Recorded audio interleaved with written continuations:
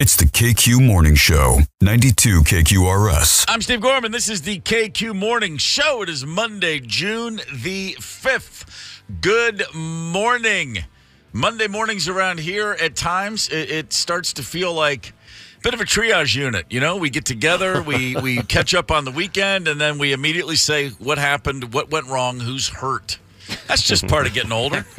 But, you know, as long as we all show up on Monday, I think it's a good sign. Anytime the four of us are here bright and early to kick off the week, I feel better about things. But that said, it was a fine weekend for myself. The Gorman family had a great weekend in the Twin Cities. Candice, though, let's get right to it. Your weekend in Asheville, North Carolina, down in the Smoky Mountains. You went to a buddy's wedding. You were the traveler for the weekend. Everything good? Fun time? Yeah. Howdy, y'all. It's been a while. Howdy, y'all. Right to it. No, yeah, beautiful down there. Everyone's so amazing. My friends Sam and Abby had a nice wedding ceremony, and Asheville was really fun. You know, you go travel places and you start to think about all these things. Like I was thinking about, like, I could definitely live here, like stuff like that. And then I ended up meeting a really nice man who is a musician who plays the trombone. Okay. And I was like, if I lived here, I probably would start dating this guy, but I don't. You know, it's like just crazy, like how things happen. So many things that go through a girl's mind on a trip like that. And then at some point, you forgot that the sun was out and it was really hot. Yeah, I messed up on that. Come out with it. Let's have it. I'm really good about sunscreen because I'm very, very pale. Right, as we've discussed. Yes, but I made a mistake. We went to this really awesome ski resort and took a chalet all the way to the top to a bar. And it was earlier in the morning. I didn't really think about it, but my legs got very, very burned. Yeah, I don't know if there's I don't have the vocabulary that would really most appropriately give the listener an adequate image in their mind of just how red your legs are right now, but therapy. Okay, that's a good place to start. Okay. Candice's legs are glowing, ladies and gentlemen. And again, that's what I mean. But you made it in. You're here, and it's great to have you back. Thank you. We missed you. Great to be back. I missed you guys a lot. Anyone else injury report over the weekend, Tony? Actually, I do. You know, it's weird. There's a couple parallels with Candice, except mine weren't fun. No. The trombone thing is weird. Augie's new instrument he's going to start playing in the fall is a trombone. Very nice. Went to pick it up. Not a quiet, soothing instrument. No, especially when it's in the hands of a little kid. Yeah. And I got burned too, but I was making pizza for my kids, and I touched the oven. Oh, really? Yeah, it was a stellar weekend for me. First pizza for you? Or? Where, I mean, like fingertip, wrist, whereabouts? Forearm. I'm just kind of knocking the door open and... Oh, yeah. Stupid. Yeah. I've got some scars. I've got little discolorations on my hands from working in a pizza oven from the late 80s that are still, you know, I can point you right there, here, there. Getting in there, you know, reaching in to grab that pie out, and then you just, someone bumps you right to the ceiling of the pizza oven. Yeah, that's tough. Well, I'm klutzy. The place I worked, not only were you allowed to drink while on the shift, you were encouraged to drink while on the shift. So that helped at the time.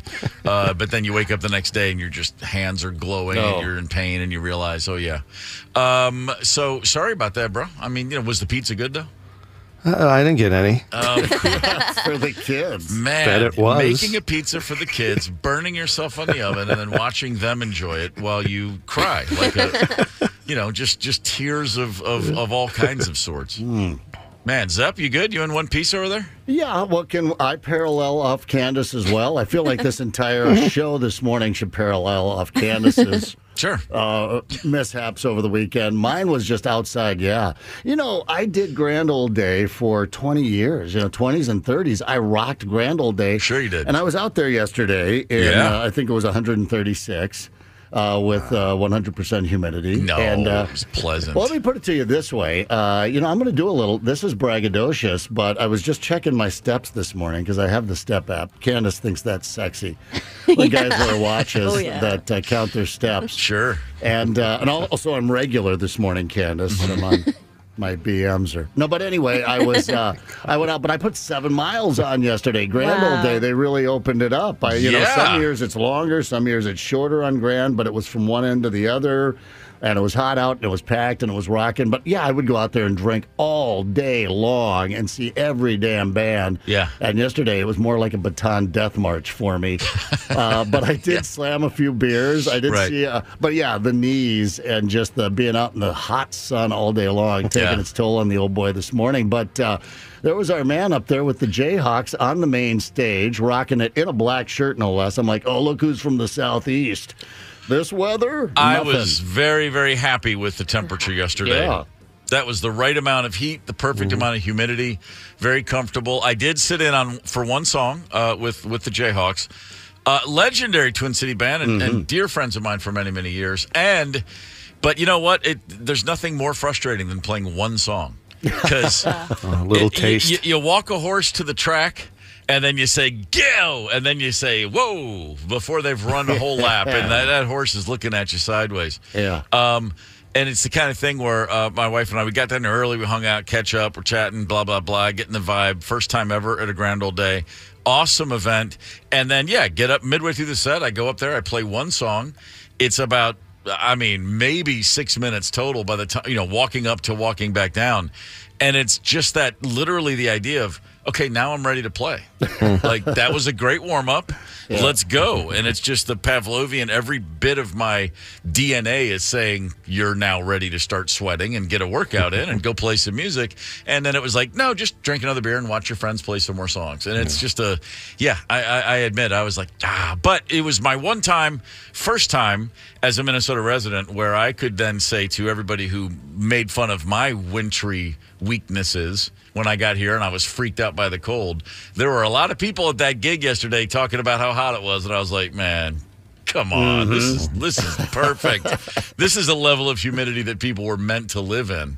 Yeah, well, just head down to Tennessee in August and get back to me. This is awesome. I know. There's almost a glee in you because when you're pissing and moaning about the hot heat and humidity in Minnesota here in the, I don't know what it'll be, late spring, early summer, we'll call it. It's you do it with a sense of relief because it's always better than freezing your ass off all winter long. So we'll take it over that. But just out there in it and getting through it. But no, it felt good to get out and sweat. And everybody, it's over. We're well past whatever happened a couple of years ago, man. We're out there trading sweat and germs, and we're hitting a beach ball around at the Jayhawks. Here, take my germs. No, you have my germs. No, there's some for you. But it was, it was packed. Smiles on everybody's faces. I had a real sense of like, okay, this is what I imagined, what I've seen in my travels to the Twin Cities over the last 30 whatever years. Yesterday was like a real, this is exactly what I was thinking it would be like. Yeah. Like the vibe was fantastic.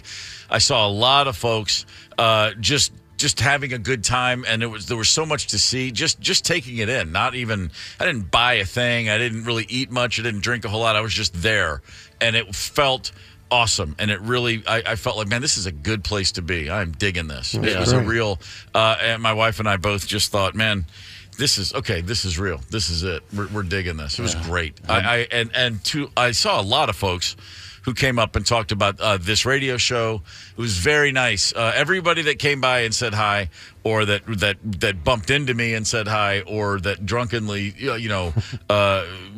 tried to say hi and couldn't quite get it out. I appreciate it greatly. That's cool. There was a couple of those. Hey, Steve. You're tall. Yeah. Oh man, I tell you, it was like, hey man, thanks. It's good. Yeah. I did get one of those. Yeah, I even had just one of those. You're a lot bigger than I thought. I'm like, well, why would you assume anything? Right. Just, I don't know where I do. Do I sound like a small guy? I don't know. Maybe I do. No, not at all. No, and Adam, who checked my ID so I could get my beer bracelet, ends up walking with me. He's like, so, man, we're talking about the show. And I said, aren't you supposed to be back checking IDs? He goes, it's a volunteer job. Where are you going? I'm like, come on, buddy. Yeah. Come with me. So awesome. Good times. Well all the done. way around. Well done, Grand Old Day. That was fantastic. It really was. It was a big moment for us. Like, it felt, again, there's a lot of events throughout the calendar. I mean, like the fair, obviously I've gotten a lot of information about what awaits me there. But this was one of those events that way way lived up to and went beyond the billing and what I was hoping for. So I loved every bit of it. Yeah, that was every bit of what it used to be, and I guess is again. It is time for the Mike Evans Hollywood Report. Good morning, Mike. Hey, good morning, Steve. How was your weekend? It was wonderful, sir. Yours? It was good. Yeah, good one. Yeah. Excellent. Any injuries, by the way? No, Great. I'm doing pretty good. Awesome. Pretty good. Yeah. Today is National Good Attitude Day. I've had enough of this crap. Come on, man. Good attitude better than bad attitude. Very true. Yeah, it's a choice. I got some love nuggets for you. Check this out. Brad and Angelina have been fighting for 7 years. They've been divorced 4 years, but they're still fighting. And an interesting quote over the weekend, Brad Pitt, who says that of all the women that he's dated, is only truly been in love with one woman in his life. You ready? Oh, boy. Here it is. Juliette Lewis. What? Really? Juliette Lewis. Wow. That's going back to way back. I gotta say though, if you're gonna lick your wounds with a bunch of women you're not actually in love with, he's shown remarkable discernment and taste. Yeah, that's true. It's true. So you know that Tom Cruise has been married to Mimi Rogers, Nicole Kidman, Katie Holmes, and has dated a lot of other women. But is it true, like Shakira? There have been a lot of women that Tom Cruise has tried to build a relationship, but like Shakira, the woman calls it off after 1 or 2 dates. Mm-hmm. So there's this Hollywood joke floating around. Somebody said, "Oh, that Tom Cruise couldn't get laid if he was an egg." I don't think that's true. Wow. Okay. I always forget about the Mimi Rogers marriage from way back in the day. I know, way back. Wow. Another Tom Cruise nugget, and you can add Tom Hanks to this sidebar story. Both have agreed. After their death, studios can use artificial intelligence to keep them in movies upon their family's approval. Well, first of all, I think that's a little weird, but shouldn't we give other people a chance to act too? What do you think of that? I think it makes sense. I'm surprised Hanks is going for it, although I would be stunned if Cruise weren't, because obviously he wants to live on forever. He does have that billion-year contract with Scientology, so exactly. he wants to stay. Party of one as well. He needs to be on the silver screen for all billion of those years. Exactly. Movie news, Clint Eastwood celebrated his 93rd birthday this weekend, still plans to direct the movie Juror Number 2, which is in pre-production. Steve, I just hope that Clint's health holds up. He didn't look that good at his birthday party. I wasn't there. I'll take your word for it. Alec Baldwin, next film, a docudrama about the anti-Vietnam War protest in Kent State. 4 students shot to death, many others injured. However, Alec says that there will not be any guns allowed on the set. I don't know how they're going to make a movie about that anti-Vietnam War protest and that gun battle, but... Am I the only one who's been annoyed by Alec Baldwin sucking his cheeks in for 15 years so his face looks thinner? My God, he just one day realized he had to... He's rivaling Paul Stanley for most cheeks suck in a career. TV news. So, Steve, I get a lot of emails from listeners saying, hey, is there any really old TV series that I might have missed that is worth binging? So I got one for you today for our listeners. Homeland. So, I'm all in on season 1. Is that all you like? I got through season 2, but boy, by the 3rd season, it was like, come on. I think, for an old series, Claire Danes is really good. Yeah. The writing is good. Yeah, just throwing one out there in case somebody... and again, but hey, that first season's as good as it gets. I mean, yeah. I heartily recommend that to anybody. And you don't even need to go past it. That's my opinion. There you go. You get all you need in that first 10 episodes. Here are the top 10 most watched television shows from June 1, 2022 to June 1, 2023. Okay. Number 10, an episode of Young Sheldon. Never seen it. Number 9, an episode of Blue Bloods. Never seen it. Number 8, an episode of FBI. Never seen it. Number 7, Monday Night Football. Damn straight. Number 6, Football Night in America. Damn straight. Number 5, NCIS. Never seen it. Number 4, The OT. Never seen it. That's some post-game shows after games. Oh, okay. Number 3, Monday Night Football doubleheader. Yeah, right. Number 2, I love this. Number 2 most watched show in the last year, Sunday Night Pre-Kickoff Show. Okay. Number 1, Sunday Night Football. Wait, the Super Bowl wasn't in there? Super Bowl not included because it was a special. Oh, I see. Just regular programming. So basically, what we have is football and crap. And I can't wait for football. I mean, I am jonesing so much this week. I might even watch some Canadian footballs coming back. Mike? Okay? Chew some aluminum foil while you're at it. Who's your team, Mike? You know what? It's probably. I love the Vikings. Right. I love the Denver Broncos. Okay. I don't like the Raiders. I don't like the Rams. And I always pull for the Cowboys just because they're the Cowboys. But I'm always, I don't know. There's always a smile on my face after they lose. I don't know. Yeah, well, but I think to your point though, hey, as long as it's back, we're all going to feel better. Absolutely. Hey guys, have a great day. We'll talk to you tomorrow from Hollywood. See you. Thanks, brother. I really do. I put on Canadian football just to remind myself of how much I like what I call real football. Yeah. All those guys moving before the snap every time. That's what I've always said. I feel like when you get a piece of foil in your mouth on a filling, it's like, stand your ground. Well, I can't. I didn't even play football as a kid, but I've watched it my whole life. The idea that like you can have 5 guys in motion before the snap, it really upsets me. It's very unsettling. It's like a minor little tremor, like the earth just moved a little bit. Like, so I'm out of balance here. What's happening? It makes you nervous. Super deep end zones are what I had a hard time getting used to. Apparently, you can run like a deep route from the 5-yard line. Oh yeah, no, you'll see a 60-yard pass from the 30, and it's like, what the hell's happening? Right. And then of course, don't even get me started on the 55-yard line. What are you doing? Yeah, right. It doesn't make any sense. Let's make the field longer. Let's make the field wider, and let's give you only 3 downs to get where you need to go. Yeah, it's wild. I mean, God bless them. I mean, what was the most teams they've ever had at one time was 12, and 2 of them were called the Rough Riders. I mean, That's come on. right. And what's a tiger cat? A tiger cat is that the Hamilton Tiger Cats? If memory serves. It sounds like out in South Dakota when they would do stupid things like, you had your 2 small schools that couldn't maintain a football team any longer, like the Wessington Warriors and the Wolsey Cardinals, and they combined them for the Wolsey Wessington Warbirds. I'm like, what in the hell is a warbird? Yeah. Whoa. Yeah. Man, Cool. is there a military aircraft known as the Warbird? It sounds like there. I know there's the A-10 Warthog. Yeah, there's the Warthog. Yeah, that's right. I'm wondering if anything ever got the name Warbird. There's the F-15 Eagle, of course. Yeah. Huh. Interesting.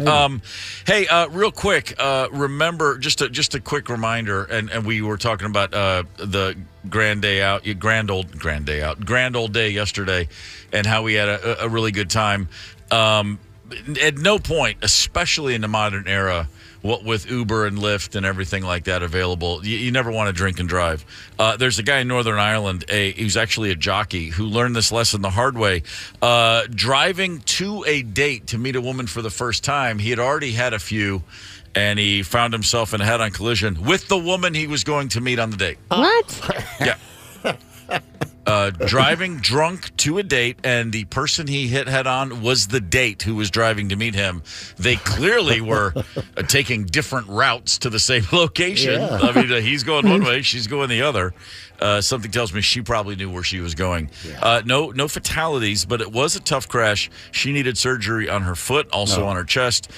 They did not reschedule the date. He is now in the joint for 21 months, drunk driving. Oh, by the way, did I mention it was also car theft because he stole his boss's car to go on the date? Come on, how do you take a pass on this guy? This is the best first date story ever. Can you imagine? It was so funny. I woke up in the hospital, and then when I heard what happened, I was kind of charmed, you know. And then when I heard that he stole a car to come and meet me, and he was so nervous to meet me that he had to have 9 pints of ale to calm his nerves, and he drove drunk right into my car. I don't know. It was love at first sight. Sure. Swoon. This guy would have been at her bedside had he not been, arrested and thrown in jail for the night. In his own hospital bed, handcuffed to it, awaiting the authorities to spring him. Just always, helpful reminders. We like to do those around here. You know what else we like to do? We like to educate our listeners with a little something we call a history lesson. How about it? Okay, Steve. Good, baby. Sports and music history. On this day in 1977, the Portland Trailblazers beat the Sixers in the NBA championship. 6-game series. Portland were your NBA champions.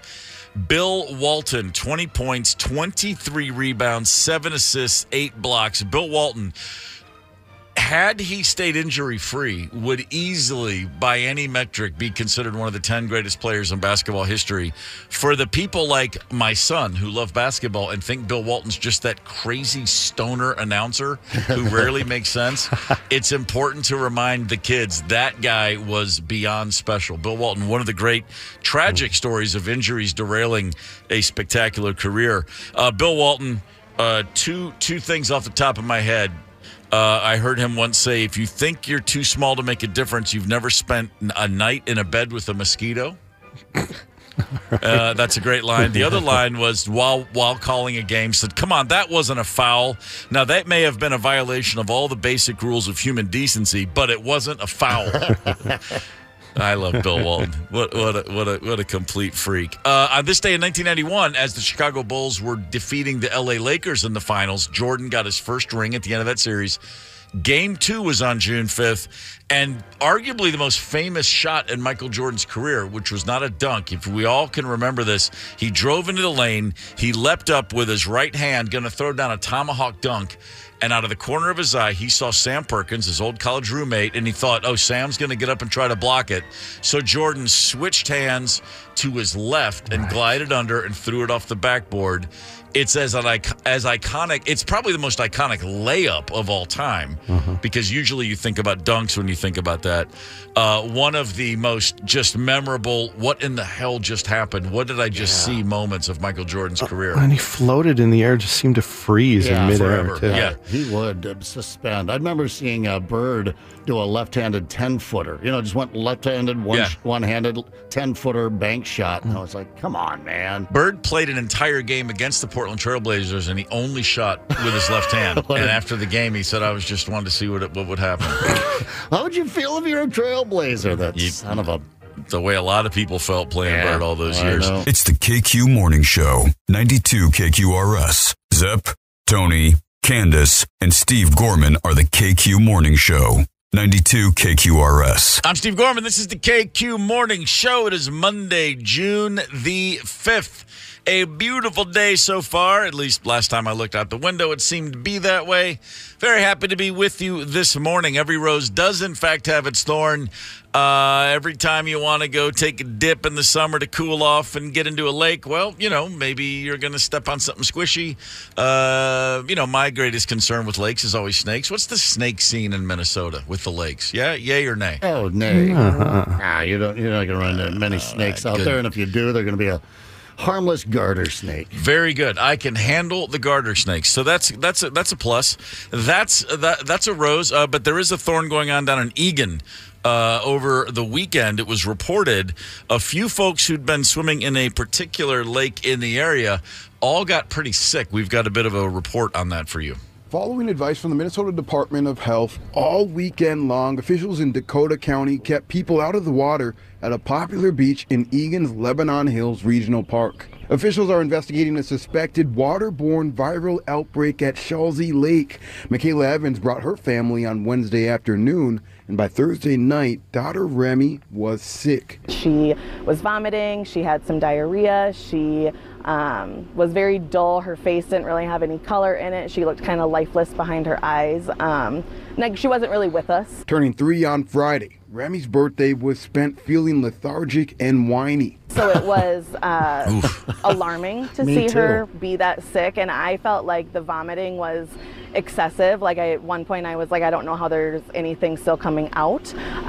It was violent and aggressive. Whatever may be in the water has had quite an impact on people who unknowingly went in. The exact culprit is still unknown, but testing continues on recent swimmers. Bab Santos, Fox 9. If you were in that water, you can if you're feeling bad now, I should say, you can contact the Minnesota Department of Health. 651-201-5655. Other reports coming in, apparently. Waterborne viral situation down there. That sounds just absolutely awful. A 3-year-old kid that sick, that's scary. Yeah, no, complete evacuation of fluids. Although I was feeling a little lethargic and whiny this morning, but different situation entirely. Very different situation entirely. I don't know what that is. Every once in a while, a little bit later in the year, we get the E. coli stuff busting out in the lakes, after it's had a chance to stew in the summer heat, but this seems early, yeah. Wow. We have a few of those. They'll shut down a beach or two, And it's not from humans. It's generally from geese, those filthy animals. Oh, come on. Yeah, they're crapping out there. And everybody's you're just unrolling the joys of Minnesota life, one little tidbit at a time. Yeah. Oh, Steve, you had a good time at Grand Old Day? Well, get ready for the E. coli. It's like it's back and forth, yin and yang. Yeah, no, it's out there. And then we're heavily into skeeter season. The kiddo was up north and came back with about 15,000 bites. She's one of those fair-skinned people, too. Love it. Had the first couple of just massive skeeters. Open the door to take the dog out, and then they're right inside and man. A couple more of those over the weekend after my first official kill Friday. I'm going for the Blue Max. I want to bring down a couple dozen of these bad boys as soon as possible. Got to mount it on the wall. Yeah, we got to get them mosquito stickers like they used to do the fighter pilots. Start putting stickers up there for Steve. So haven't been in a lake, haven't dealt with any waterborne viruses, but yesterday, as we mentioned earlier, over in St. Paul at Grand Old Day. Zepp, you said 7 miles of hoofing it around. Yeah. And at some point, clearly, you had to take a moment and acknowledge and then gauge what sort of action you needed to take in order to combat what I guess we should just call gooch grease? Is that what we're calling this? Yeah, I love that new term. We used to just call it, the old swamp crotch. Swamp crotch has given way to gooch grease. Gooch grease, you know what it is, absolutely. And then if you're coming out of the winter, and you've just like I'm in a relationship, I don't have to manscape anymore. I can put on 50 pounds, let everything grow, quit brushing my teeth, all those fun things that come with cohabitating with someone or not being in the dating scene any longer. But then when it comes around to summer, because I just naturally sweat a lot. Yeah, anyways, sure. So, I've just got to control that. It's just pouring out of my body, and I don't want it. You don't want it soaking through. You don't want to be walking around with a swampy crotch. Well, the reason we're mentioning this is a lot of men apparently have discovered that if they are struggling from summer gooch grease, again, swamp butt, you can just put a maxi pad down there and go on about your business. And you know what? Whatever you got to do to feel comfortable and to feel more confident, I'm all for. Yeah. Me, I'll just hang in the grease. I'm not going with a maxi pad. It's just one more thing I have to think about in a day. It sounds uncomfortable, especially where you would position it down there. It's in that, between two delicate areas. It just sounds like it might get in the way. Although I'll tell you, drill sergeants, I remember when I was in basic down in Fort Lost in the Woods, Missouri, the Ozark, gets pretty humid down there in the summer. They would put a maxi pad in their Smokey Bear hat. Right there where your forehead is, so you don't have that sweat dripping into your eyes all day while you're busting the privates and chasing this. But listen to this report. Gooch grease was not covered any better than this Fox reporter out of Houston. Check this out. When my producer sent me this topic, I had to stop my lunch. I just couldn't eat anymore. It's a male hygiene problem or issue called gooch grease. I was like, what the hell is that? And after Googling it, I was bothered, victimized, bamboozled, led astray. It's described as a culmination of lint, sweat, and dried up pieces of feces between a man's butt and balls. First of all, who are these men? But the problem is so bad for some men, according to some reports, they now have to use women's maxi pads to stop the mixture from messing up their underwear. What? I mean, what happened to showers? Are we talking? Are these guys on a chain gang? What the hell? Might want to check your balls. I know it never gets that Yeah, I don't know. Maybe I have a better diet than they do down there. I know that in the back in the day, there's one thing. If you any band, if you see a young rock band and they're playing clubs and they're out living life in a van, you're going to see several bottles of baby powder. Yeah. Because that's just a class, that you walk off stage, you're in the same jeans you wore last night and that you're going to wear tomorrow and you're going to wear all week, and they didn't provide you with a towel, and you're worried about a potential going from just some swamp butt before you cross into gooch grease territory. You just throw some powder down there, boom, problem solved. Yeah. I had a bottle of baby powder I bought in Tijuana in 1990, and so it wasn't called baby powder; it was called talco para niños. And I only pronounced it that way. I would say, has anybody seen my talco para niños? And boy, that just saved me the whole 6 weeks with one giant bottle of talco para niño. Did the trick. And it's amazing what you can get away with. I really don't understand how we've gotten to a place where this topic this word actually exists, and where it's a concern for people, and where now the MaxiPad folks have gotten involved. I mean, guys, just literally just shower, just clean yourself. Yeah, I mean, and it's okay. It's okay to be a little, be carrying around some swampy underwear. Yeah. It's hot, it's humid out. You're exerting yourself. I don't understand. I think we're getting a little too precious that now I can't. What did he say? They're ruining their underwear? How are you ruining your underwear? Well, I'll be honest. I waded into this topic. I didn't understand the severity of what my man was going to go into with that. He was talking about a whole nother level. Like I said, this is like what I would expect to hear on the show. This is a level I would expect. Remember the show? What was the travel show? It was all about the people who got arrested overseas, and they were just locked up in other countries. Something abroad, wasn't it? Locked up abroad? Locked up abroad. Mm-hmm. Yeah. Locked up abroad. Like, when I hear gooch grease, that description from the guy in Houston, I'm immediately thinking Peruvian drug mule in a prison down there. Right.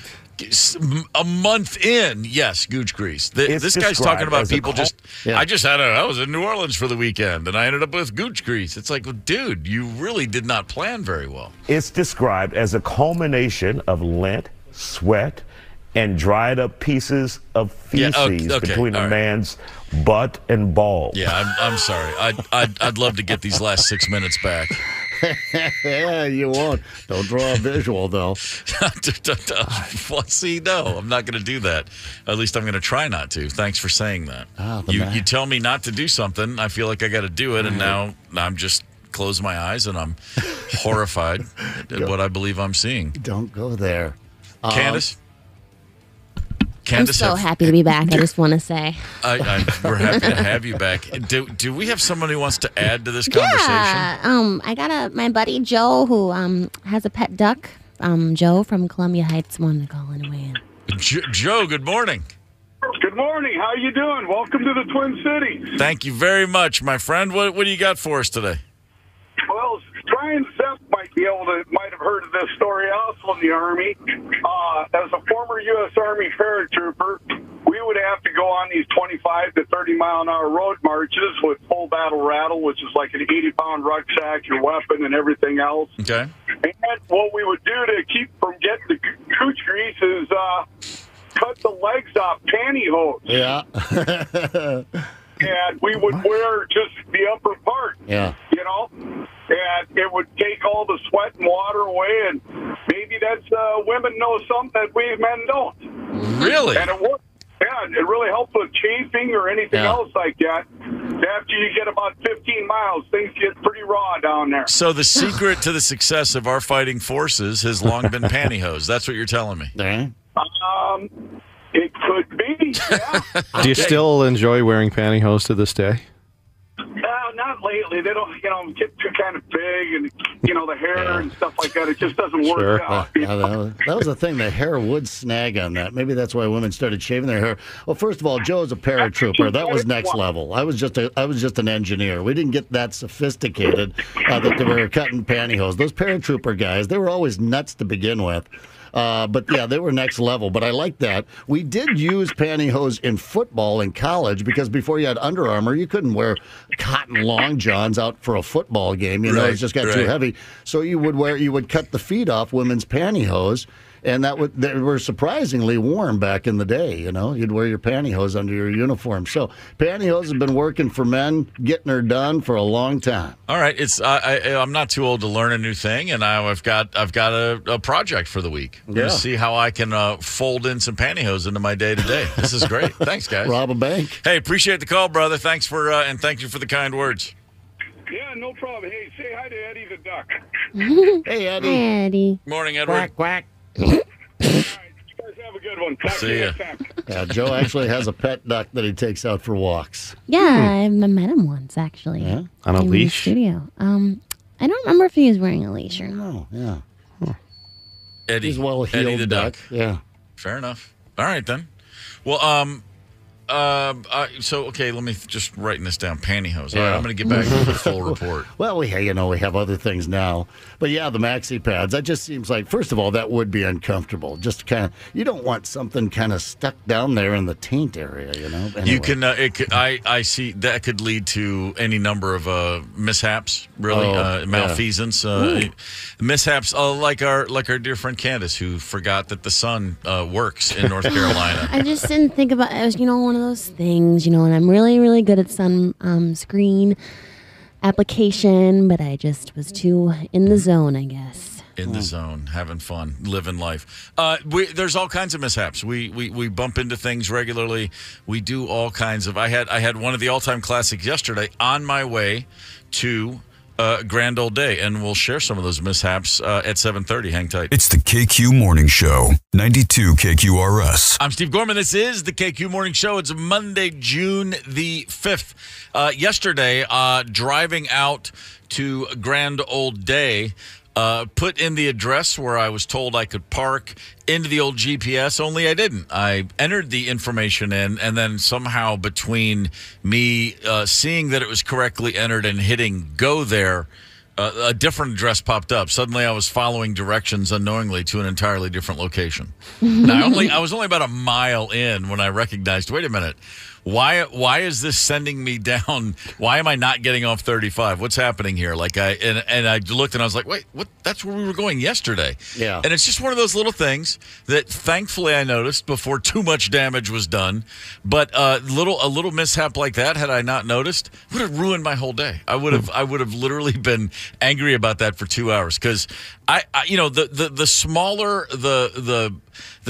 the mishap, almost to me, sometimes the more it just pisses me off, because it's just so dumb. It's so silly. Like if I'm not paying attention and I fall into a manhole and break a leg, it's like, okay, what are you gonna do? But boy, putting the wrong thing in your GPS, that'll just wind me up to no. It's like, it's just the dumb, the silly, the littlest little thing. It will just, the insult is worse than the injury, if that makes sense. Yeah. We mentioned Candice got sunburned over the weekend. Now, we all know Candice is a fair-skinned lass from the North Country, and didn't recognize that you were in a hot zone. Yes, very hot. Very hot zone.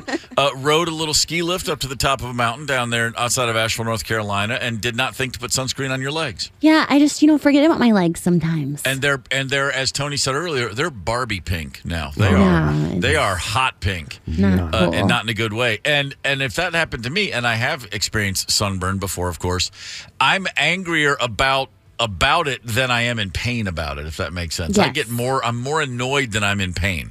Yes. The slightest mishap just ruins my day. I beat myself up about it more than I should, which is a little silly. But, we all have our little quirks, I guess. That's one of mine. And with sunburn, it's always, I think the thing that pisses me off is that I was warned 15 times because everybody's so aware of it now. When I was growing up, sunscreen, did it even exist? I think we had suntan lotion. Would you actually put it on you and make you burn more? I think is what we had back in the day. But yeah, it's that 10 people told you to put sunscreen on, you didn't, and you got sunburned, and now you're right. It's the little things that end up miffing you. I remember a mishap one time when I was moving out an apartment, and it was this time of the year because I called up and I was going to do something I've never done before, be proactive, because I was the guy that always, 5 months later, they would track me down and say, hey, you never shut your power off. You owe us for 4 months of power. What? I know. So I called to tell them that I need everything shut off June 1st. I'm moving out. And I did that in May. I'm so excited, except that I was moving out July 1st. But I told them June 1st. And June 1, boom, everything powered down. pissed me off. But just a little mishap, not a big deal. I booked a series of flights for the Gorman family last year. Wrong month. Boy, had them all just lined up, ready to go. And I caught it within 24 hours, thankfully. But again, so no harm done. I was able to switch them. I didn't have to pay extra to change them because I found them right away. But I was mad at myself for 3 days because all I kept thinking about was, what if I hadn't? What if we'd gone to the airport? What if we'd gone through the whole thing? And it was the same thing, June and July. Like, what if we had missed the entire thing because we got there and didn't have tickets ready to go? Oh, yeah, I did that one time, and I'm not even remembering the details. But, yeah, somewhere where we were going, it had been canceled or shut down, and I had almost bought tickets and was planning an entire trip around it, and we wouldn't have found out until we got there that it had been shut down. That would have been like Wally World. Moose outside should have told you it was closed. But, yeah, back in the day, I guess they couldn't check to see if Wally World was closed. Tony, you mishapped yourself over the weekend. Trying to do the right thing, trying to make pizza for the kids, and what happens? Well, yeah, that's just a stupid thing, trying to close the door, and I burned myself. See? Pretty bad. Yeah, just you're right. It's always the little things that remind you what a worthless clod you are. I am. You're okay. Let's keep this straight, Tony. We're not talking about me here, bub. Yeah. We were the family and I, and this is going back like 2008, maybe 2009, in Ottawa on tour. My former band, the Black Crowes, we were playing a big festival there, and we went to a hotel, and the family was up. They flew in, and we're going to go out for dinner that night, and the hotel had windows you could open, like the bottom opened up, not like full put your head out, but just to get some fresh air flow going. It was a really old hotel with fans. I don't, maybe they didn't have air conditioning, but for whatever reason we had all the windows open, opened out, and there was a little on every like surface, on a little desk and on a table, and right by the bed, it just said close windows at night. It was just very basic, like close windows at night. And I saw all those and was like, okay, we got to remember to do that because it's obviously a thing. We didn't do that. We walked out and went to dinner, and we came back and the sun had set, and we came into our hotel room and there was 900,000 mosquitoes in the room. or something. There was just, I opened the door and immediately shut it and went, oh my God, we just ruined this hotel. Had to go to the front desk and just the walk of shame. I left the windows open, and the guy's like, okay, what room? I mean, they were used to it, but it was just they had to send a guy up there, and then he said, you can't really be in there for a couple hours, and we were like, okay, whatever we got to do. And they took care of it. But, man, brutal. Everyone makes mistakes. It's okay. A lot of our listeners are chiming in on the KQ Facebook page. We have someone that was late for work because he trusted his fart this morning, so we had to turn around and take care of that. Oh, really? So we're back to the gooch grease all of a sudden. If he had the maxi pad, he probably could have rode that out for the day. That happened this morning to a listener. This morning, literally, as I posted. It's a lot of that light beer over the weekend. Mondays are hard. Yeah, Randy even says, too, instead of pouring cinnamon into his coffee, which he usually does, he blasted Cajun seasoning into his coffee. well, that's when you don't want to trust a fart after you drank that. Caffeine and Cajun seasoning. Woo. Yeah. So, it's okay. Bob Ross calls these things happy accidents. So you can learn from your mistakes and go on. That happy accident is discovering that you actually like peanut butter and chocolate in the same bite. Yeah, it's not grease. It's not getting gooch grease on the way to work because you thought you just had some gas. Well, don't be careful the next time you get the urge. Be careful. Unless you can absolutely trust it. But no, Monday mornings are no time to be trusting the fart on the way to work. I'm just glad we've got new entries into the nomenclature. Gooch grease. I'm never going to forget it. Oh, no. How do you spell that? Gooch. Gooch, man. Gooch grease. Think you'll ever use that again in a sentence? Oh, I'll use it. Yeah. I'll use it just to. I'll go home today and just to see the horrified look on my wife's face. Absolutely. If you're just joining us this morning, gooch grease. It's described as a culmination of lint, sweat, and dried up pieces of feces between a man's butt and balls. It's important. This is us giving back to the community. Yeah. That's what this segment is. So dried up, it's been there a while. Yeah. Not tended to. Back in the day, the appropriate term was dingleberries, I believe. Yeah, you get the dingleberries clinging in there. Then you add in the heat and humidity and hoofing around, being outside and being active. And it's just, you add water, and suddenly you've got mud. And we need. You said, are we ever going to use it again? We have to make a commitment because you have expressions, you have turns of phrase that go out of favor, and it's our job to make sure that doesn't happen with this. Like every time I hear the AC/DC song "Hell's Bells," I say, "Man, I got to start using that." It's a great. Oh, hell's bells! Who left this out? Yeah. And I can't seem to get myself over the hump. I'll do it for a day or once. But wouldn't that be great? Wouldn't it be cool if we all used the expression "hell's bells" a little more often? Sure. Yeah. Oh, hell's bells! I got gooch grease. Yeah. See, one really sort of segues into the next. It's very nice. It certainly does. If we had an outdoor job.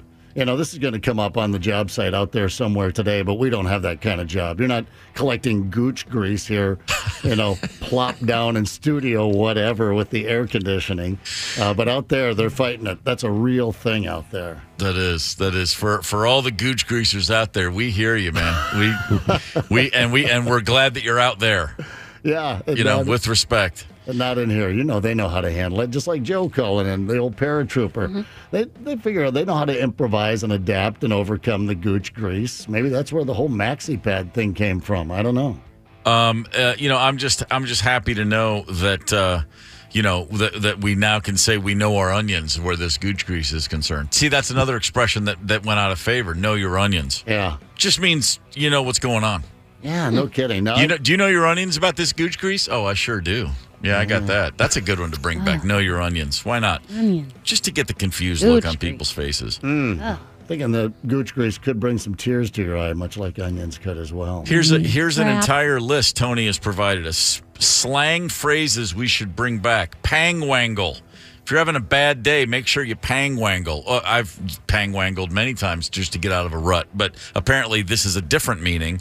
Pang-wangle means to live or go along cheerfully in spite of minor misfortunes. So as these minor misfortunes, mishaps occur, just remember to pang-wangle your way on through it. Candice, we have another caller.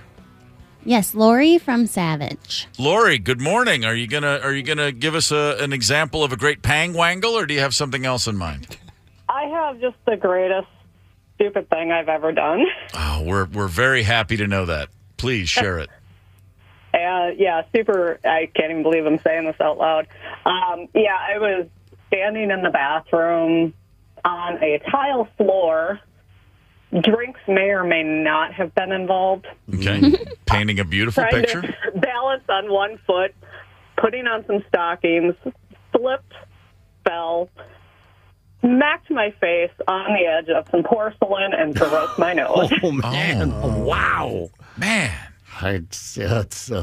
Were drinks involved after the fall as well? A nice long nap was involved after that, and then some drinks the next day. I heard porcelain was involved. You've got to sit down on that toilet to put those socks on. That's what I was told after that by my husband. Yeah. Right. Why do you have a seat with the socks for crying? Were you about to go out to an event? Was there a party or something you missed because of this?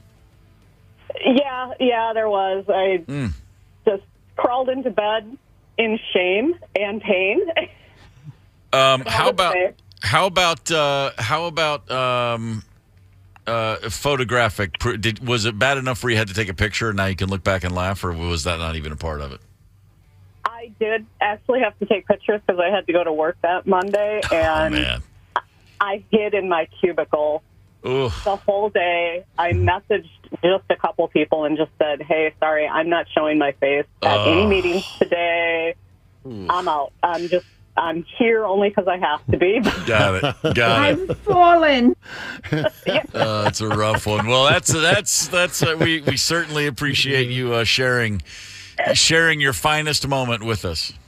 It was beautiful, trust me. Right on. Yeah, thanks for the call. Nice. It was beautiful. That's a good Bye.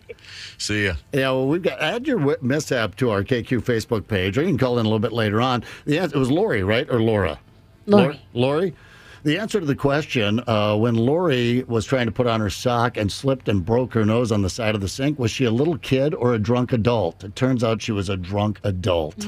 Right now on the Maple Grove Lock and Safe Talk and Text line, we'll take callers 9 and 2 at 651-989-ROCK. We're playing little kid or drunk adult. Tickets to the KQ Karaoke Cruise Friday, June 16th with Stillwater Riverboats. Top prize, by the way, in the karaoke competition on the boat is tickets to Billy Joel and Stevie Nicks, November 10th at U.S. Bank Stadium. Oh, also, sounds like a prank gift. Along with that, you get a custom Billy Stevie football and a giant trophy. Prize provided by Stillwater Riverboats. Little kid or drunk adult, 651-989-ROCK. Dial up. Good luck and hang tight. It's the KQ Morning Show, 92 KQRS. Zep, Tony, Candice, and Steve Gorman are the KQ Morning Show. 92 KQRS. I'm Steve Gorman. This is the KQ Morning Show. It is Monday, June the 5th, which is a wonderful day, but it ain't got nothing on November 10th because at U.S. Bank Stadium on November 10th, Billy Joel and Stevie Nicks will be performing. Holy smokes. And between now and then, next Friday, a week from this Friday, June 16th, the KQ Karaoke Cruise with our friends at Stillwater Riverboats will be rocking and rolling. We will all be on board that boat, having a good time. And if you happen to win the karaoke competition at the KQ Karaoke Cruise, you will come away with all kinds of cool prizes, including tickets to see Billy and Stevie together. How do you get on that KQ Karaoke Cruise, you may be asking? Well, you can pick up tickets at KQRS.com, or you can win a competition here on the morning show. Right now, we have two callers who are lined up, locked, and loaded. And Tony, what are they going to be competing in? What is the realm of this competition? It's the greatest fun of all. Oh, yeah. Oh, it's always a good time, little kid or drunk adult. Whoo, baby. If you probably are familiar with this. If not, we have people who have submitted situations in their life, and our contestants simply have to guess, did this happen when they were a little kid or they were a drunk adult? They were not drunk kids. That's not an option. Little kid or drunk adult. Candice, who is contestant number one? Paul from Oakdale. Good morning, Paul. Good morning. Have you ever been drunk or a little kid? Both. Great. Yeah. And my man, you are more than ready to play this game. Zep's going to run the show here. Take it away, Brian. All right, Paul. We'll get started here with one from Wes. Listen carefully to this scenario. It's a quick one. My crush busted me naked pogo sticking. All right, so Wes's crush busted him naked pogo sticking. Paul, was he a little kid or a drunk adult?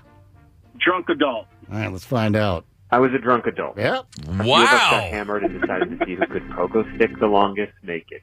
Stupid college, It was that night. We were in the back alley, and around the corner comes the girl I had the biggest crush on with a few of her friends to see what all the noise was. Yeah, I guess my naked pogo skills didn't impress her, and I blew my chance. I think if you had the right skills, it would impress a woman if you were naked pogo sticking. I'm just saying. There is an opportunity there. Paul, you're 1 for 1. That boy. Strong. All right, we'll turn it over to Rich now. Little kid, drunk adult, Paul. I licked a cat turd in front of a whole bunch of people. Licked the cat turd in front of a whole bunch of people. Yeah. Okay. Little kid. So I was a little kid. I was always trying to impress my older brother and his friends, and someone pulled a cat turd from the cat box, and they were like throwing it around the room, and they were daring me to lick it. And my brother acted kind of like he was sticking up for me and said that, oh, he's not afraid of anything. And, stupid and full of pride, I licked it, and the whole room erupted. And from that day forward, I've been called Kitty. Kitty.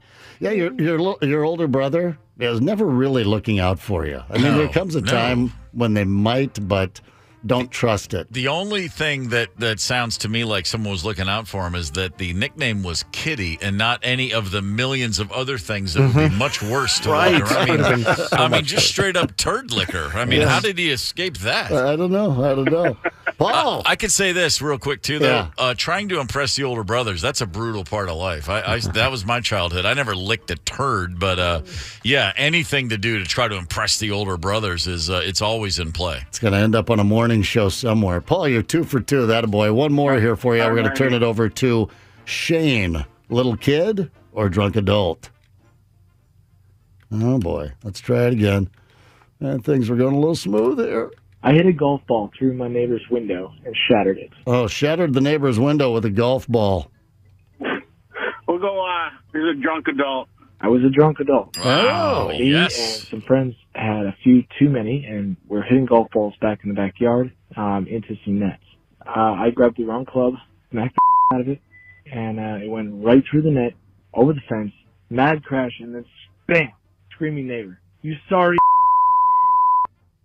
Well, I think we get the idea there. That's not good. Not good. Not good at all. 3 for 3, Paul. That's strong. We rarely get a 3 for 3. I was going to say, man, this is the toughest game we have. 3 for 3, Paul. Very well played, sir. You have been a drunk adult. Yes, exactly. All right, well, sit tight, Paul. We'll see how the competition does. Candice, who is that competition? Janine from Vadnais Heights. Janine, good morning. Good morning. Have you been a kid and or a drunk adult at least once in your life? Once for the first one and many times for the second one. Beautiful. Great. Then you are more than ready to play this game.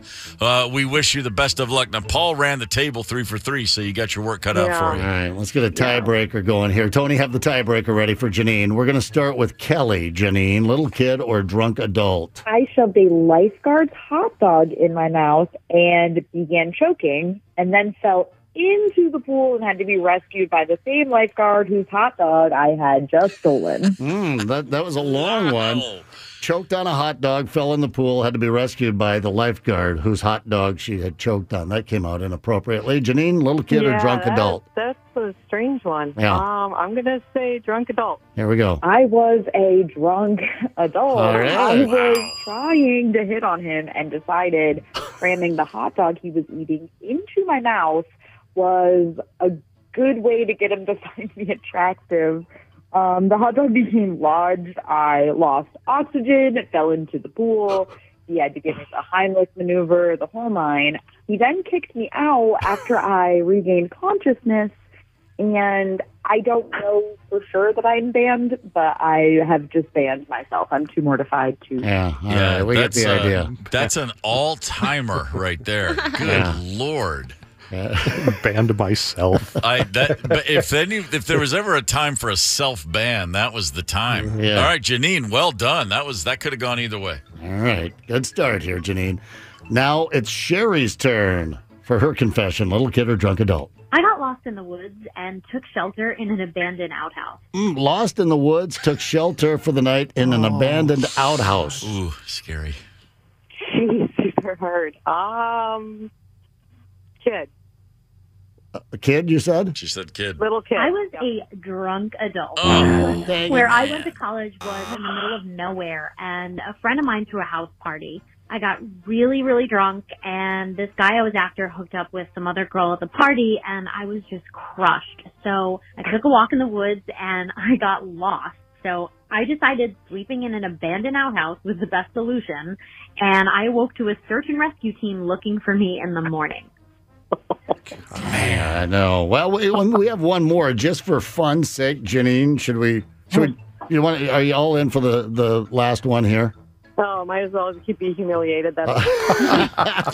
You're not humiliated. These are the people that have been humiliated. But was Josh humiliated as a little kid or a drunk adult? They did, I think, beep the word boobs in here, which we just generally don't do on KQ. But if you hear a beep, he's saying boobs. I told my stepmom she wouldn't be around long because my dad was a big guy. Dad was a big boob guy, so stepmom wasn't going to be around long. Little kid or drunk adult? Little kid. I was a little kid. I'd remember the time overhearing my dad was married to my mom. He's telling some friend that he was a guy, and the bigger the better. Well, my stepmom was definitely lacking in that area, and she was trying to tell me what to do one night. So instead of the "you're not my mom" line, I told her, You have small and Dad's like some big. Oh, my God. That's how you get back at her. Well, I don't think Dad didn't hear about that a little bit later on. Janine, that's a solid effort. 2 for 3 usually gets the job done, but Paul was zeroed in this morning, so thank you. Yeah, he's going to join us on the boat cruise. You should join us on the boat cruise as well. Thanks, Janine. Oh, no. Oh, no. Oh, no. Yeah, let's. You might be our next contestant, a little kid or drunk adult. Not next contestant, but our next confessor. A little kid or drunk adult. Janine's she's not going to be on the cruise. She's got to go sleep in an outhouse that night. Thanks so much, Janine. Paul, congratulations, brother. You will join us on the KQ Karaoke Cruise Friday, June 16th. Stillwater River Boats. We're looking forward to it. And again, a reminder for everybody who plans to attend, be a part of the KQ Karaoke Cruise. Top prize for the night is tickets to see Billy Joel and Stevie Nicks. I want to say you'll get up and sing with them in November, but that would be a bold-faced lie. Don't try it. Thanks a lot, guys. You got it. Thank you, Paul. As a drunk adult, I wonder how far you could get. Not past security. I didn't get past security at the Grand Old Stage yesterday. I tried to do that little thing, because it's a little outdoor fun festival. Looks pretty laid back. Right, and there was a little backstage area there between where I wanted to get to and where I was, and I thought I'll just slip over the gate, take the 4 steps, slip over the other fence, and then I don't have to walk all the way around the building, but Asia Security, right on, buddy. Yeah, he was paying attention. He was having none of it. And of course, it happened in front of 100 people. They saw you coming a mile away. Yeah, absolutely. That's just what it was. Hey, I didn't try and fight it, because you can make a bad situation worse. Oh, yeah. It wasn't I could have made a uncomfortable situation bad, but I just went, nope, I'm totally sorry. Watch me hop back over the fence here and get back on the right side. And then I walked around the block. Creating more gooch grease in the process. It's always an easier, to me, it's an easier out to just do exactly what you did, which you turn around, you just pretend you didn't even try to get away with something. You just leave the scene. No, just flee the scene immediately. Don't look back, because the next guy will make a big stink, and that's who the security guard's going to remember, not the guy who just turned around and walked off. Yeah, I tried it. You caught me. Fair play. You did your job. I'm going to do my job and get the hell out of your face now. That's the difference between having 1 or 2 beers and going, oh, my bad, I'm out of here, and having 4 or 5 and going, dude, I'm just trying to cross a little area, and then trying to run and falling down. That's the difference between being a drunk idiot and a mishap. We're talking about mishaps this morning. We'd love to hear about yours on the KQRS Facebook page, whether there was alcohol involved or not. This one was not a little mishap. We also have a story coming up. A drunk boater passing out, headed straight for the beach, full of beach goers. Hang tight. It's the KQ Morning Show, 92 KQRS. I'm Steve Gorman. This is the KQ Morning Show. We just had ourselves a very, very entertaining game we call Drunk Adult or Little Kid. Little Kid or Drunk Adult. We gave away some tickets to the KQ Karaoke Cruise. And, it's always a good thing. It's always a fun game. I love hearing these stories. We've all got things we can look back on and go, that is something a little kid would do or a drunk adult would do. And as it is now summer and boating season is upon us, speaking of drunk adults, well, do the math. One thing leads to another. You're on the boat. You're on the water. The sun is out. It's a beautiful day. You got a can of suds in your hand, and then one thing leads to another, and we get all kinds of problems out there. Yeah, like you find yourself barreling toward the beach, passed out. Thankfully, this did not happen in Minnesota. Well, it's probably happened in Minnesota. It just hasn't been reported yet. This boater arrested, charged with driving under the influence. That's a big thing. They hand out a lot of those these days. They didn't used to back in the day. But now he claimed not to have consumed any alcohol, even though, there were empty beer cans laying all over the boat, and he was the only person in the boat. This is the moment the 2 sheriffs interrogated him, along with his also passed out. Oh, yeah, that's right. He did have a passed out passenger. I forgot it. Right at the end, you're not going to see it. The person sits up in the boat. Where'd you park? An Alphi River off 41. Do you know where you are now? Right now, I think we're way out of the way. Okay. How much have you had to drink? We don't have no alcohol. I'm looking at an empty beer can. And right after he says that, the other guy sits up with his, hair just going everywhere like, hey, what's going on? Who are these guys? I didn't have no alcohol. No alcohol whatsoever. No one injured on the boat. Yeah, it's amazing because, like you said, the boat is just careening towards a crowded beach. He's slumped over the wheel. It's a miracle they got that boat pulled over, if you will. Yeah, no kidding. They got his attention, and a DUI for you, mister. There's a lot of great things to do in the summer while drinking. Drinking while golfing, totally acceptable. Yeah.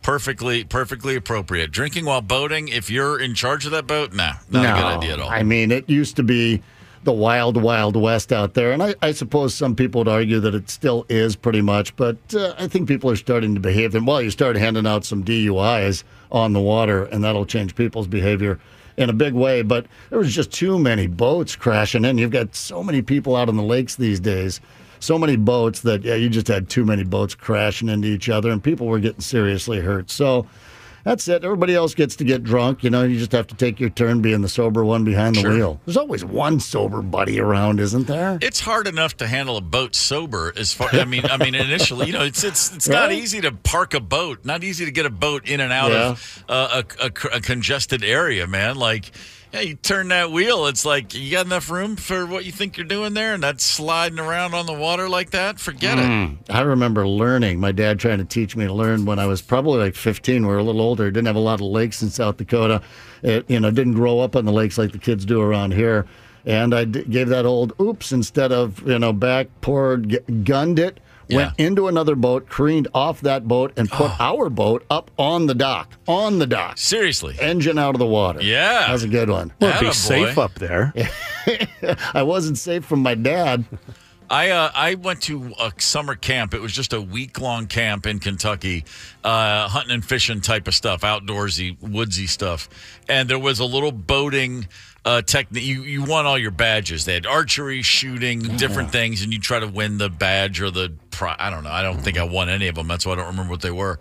But on the little dinghy, you got on a boat with a guy with a little outboard motor, and you had to be able to steer the boat forward, holding the engine behind you, and you had, like neutral, forward, and reverse, and you had to know which one you were going without looking at it. The whole thing was like eyes forward, put your hand back here at the handles, and flip the switch so you know. And then you had to, when you were pulling it up to the dock, the key was to kill the engine in the perfect time so you would just drift and slowly make contact.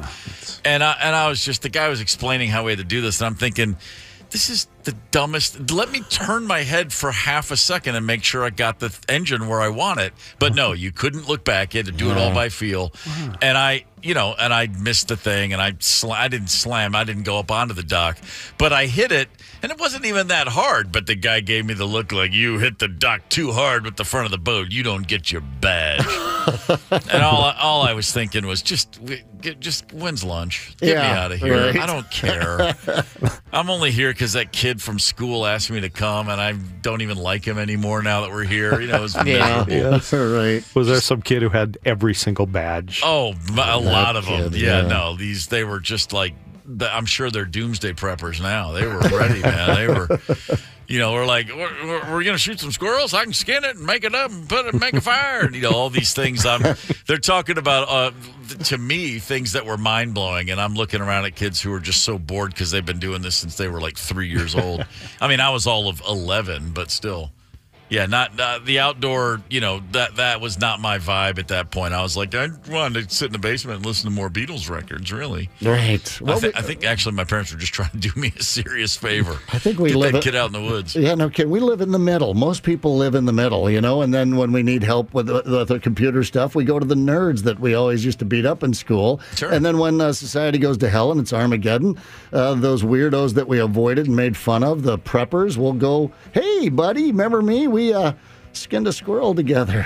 Of course. When we were kids. Can I get my family into your bunker? I forgot to build mine. Lost the keys to my bunker. I think it's clear. It's obviously it's clear that as much as life tends to imitate art, we are just careening towards some sort of zombie apocalypse. We're gonna need those bunkers. Yeah, they're gonna need the preppers and the nerds. We'll be breaking in to bakeries to get our morning croissant, like the guy in Vancouver. I love our friends to the north. Yeah. The Canadian people have been good to me, except for the guys at like their version of TSA. Man, are they picky up there. Are they? Yeah, flying into Canada many times on tour with a band, they love to go through your stuff, boy. First time I ever flew to Winnipeg, the guy squeezed all my toothpaste out. I don't know what he thought I could put in there. Literally squeezed out a brand new thing of Colgate, which had been unopened, and he just did it and was looking at me as he squeezed it out like, I'm going to gauge his face, right? And if he gets freaked out, I'll know he has drugs in the toothpaste. Made me absolutely incensed. But generally speaking, the Canadians are a nice bunch of folks. Like the guy in Vancouver, an owner of a bakery, came to work last week in the morning and saw someone had broken through the front door. Now, she's got cameras. She reviewed the surveillance footage and saw a man kick right through the glass door, and he walked into the bakery. And then he sat down for a few minutes, had to kind of catch his breath after the big, kicking in through the glass door. Oh, and then he picked up a broom and swept up all the broken glass. This is all on the cameras. I'm sorry.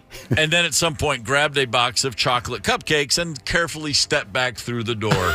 But again, swept up the broken glass before making off with the box of cupcakes. Doesn't sound like your average. Maybe is it just a Canadian criminal? I'm surprised he didn't leave a little sorry note, like, really sorry. Just needed the cupcakes for a birthday party. It was an emergency, and swept up the glass, did the best I could, but your store was closed. And this is not how I saw the day going, but one decision led to another. And these are the things we had to do. Yeah, man, that's lovely. I think I already shared I have one Canadian joke, which is, how does a Canadian lifeguard clear the pool at the end of the day? He says, "Okay, that's it. Pool's closed." Because everybody just gets right up and leaves. That's it. That's the joke. As opposed to, every pool I've ever been in my life especially as a kid, all right, the whistle blows. That's it. Adult Swim. Did you guys have Adult Swim in your pool? Yeah, sure. The last 10 minutes of every hour, which took an hour in my mind. And the number of times I just tried to hide in the corner of the pool. Just don't make me get out of this water, man. Wow. And I don't want to be the adult going in after the kids. Let's do the adult time before the kids all get in the pool and pee, I think. I'm sorry. Say that again. You said adult time. The adults got time after the kids were done swimming? Yeah, there was like the last 10 minutes of every hour, kids clean out so adults could just have a quiet, calmer pool to swim laps or just to take care of their gooch grease or whatever they had to do. Yeah, I want to be in there before the kids are in there because we know the kids are peeing in the pool. I don't want to be in after the kids. That's what the chlorine's for. I know. That's why our eyes burned. A Sonic employee, the drive-through burger place, Sonic, which hit the scene hard in the 70s. Then it went away for a while, and then, boy, it came roaring back for the last 20 years. It was nostalgic. Then it was sentimental. Look, you can drive in, and they bring the food to your window instead of driving to the window. The TV commercials that look like they're shot on someone's phone, and it's just the two guys sitting there kind of being funny. Anyway, Sonic's back and better than ever. In New Mexico, a passenger, an unnamed passenger, I should say, a customer at Sonic ordered a coney dog, just a coney dog, bit into it and found that in between the dog and the bun there was a little plastic bag. Had some white powder in it.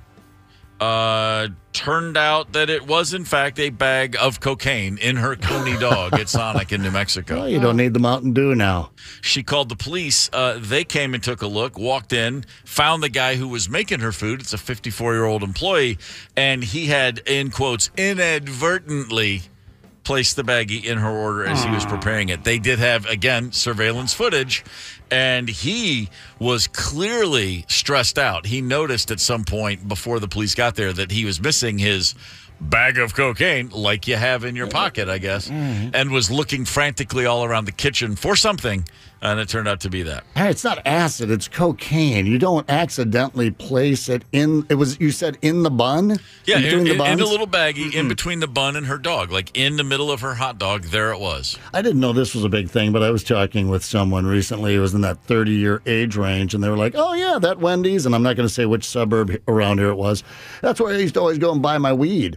said, "Oh, you bought your weed at Wendy's?" At the drive-thru. They bought their weed at the drive-thru. Oh, sure. They said everybody knew who the weed dealer was, and he was at the drive-thru at Wendy's, and you'd go up and give him the old code word, and he'd slip the weed into your to-go bag. Mm-hmm. And I'm just wondering if this is one of those deals.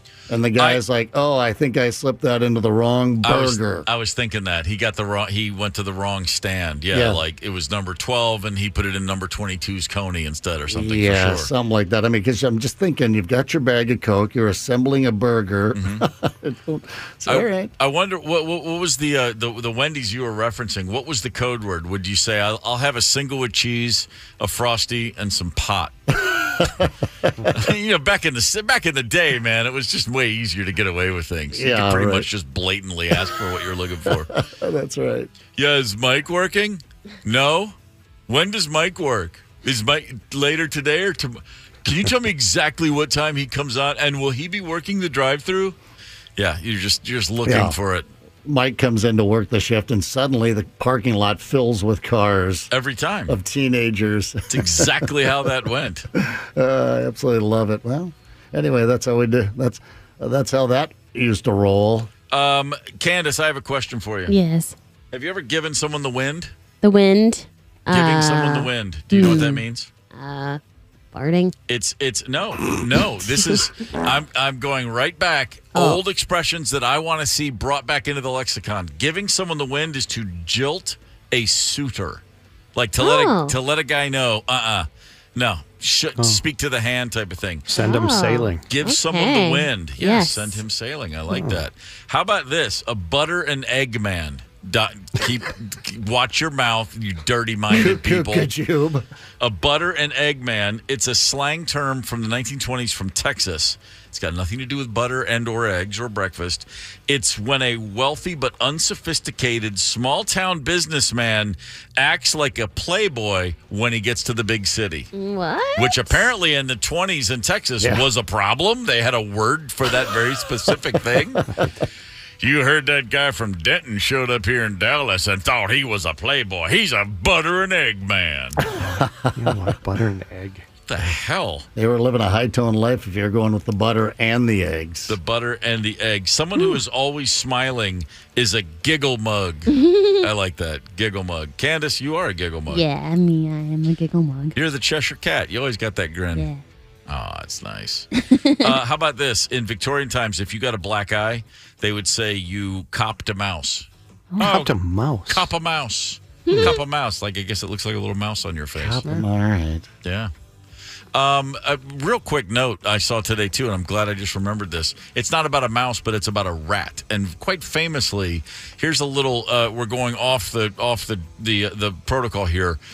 Not a part of our official sports and music history, but on this day, Alice Cooper in 1977, he was feeding his boa constrictor that was a part of his live show, the very large pet boa.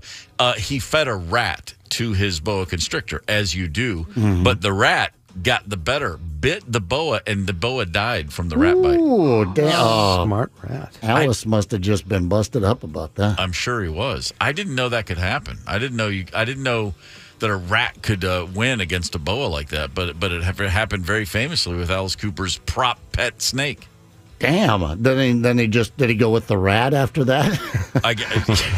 The rat wins. I guess I'm putting the rat on my shoulder when I go out there next time. He lifted that little front leg of the rat, like in the boxing ring, you lift the victor's paw up, and he grabbed that little thing and held it up like that. It was awkward, but yeah, the crowd loved it. Well, it wasn't the last boa, because I've seen him with the boa, so the boa was replaced. Yeah, right, and it was much more careful. Made sure the rat's muzzle was muzzled before he would feed them to him, because they won't eat the dead ones, I guess. No, they got to be live. Got to be live. All right.